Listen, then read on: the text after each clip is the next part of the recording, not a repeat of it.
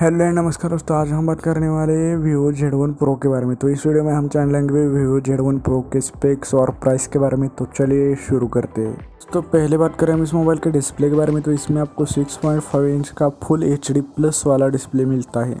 बात करें हम इस मोबाइल के कैमरास के बारे में, तो इसमें आपको बैक में ट्रिपल कैमरा सेटअप जो है देखने को मिल जाता है। इसमें आपको 16 मेगापिक्सल का मेन सेंसर मिलता है, 8 मेगापिक्सल का इसमें आपको डेप्थ सेंसर मिलता है और 2 मेगापिक्सल का वाइड एंगल भी मिल जाता है।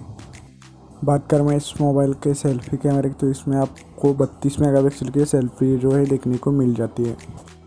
बात करें हम इस मोबाइल के परफॉर्मेंस के बारे में, तो इसमें आपको स्नैपड्रैगन का 712 वाला प्रोसेसर यूज़ किया गया है, जो कि बहुत ही एक अच्छा प्रोसेसर है।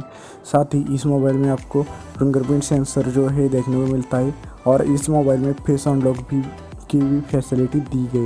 बात करें हम इस मोबाइल के बैटरी के बारे में, तो इसमें आपको 5000 mAh की बैटरी दी गई है। साथ ही इसमें आपको 18 वाट का फास्ट चार्जर सपोर्ट भी मिल जाता है। बात करें हम इस मोबाइल के बेस वेरिएंट की, तो इसका बेस वेरिएंट 464 का है और इसकी प्राइस 13,000 से स्टार्ट है।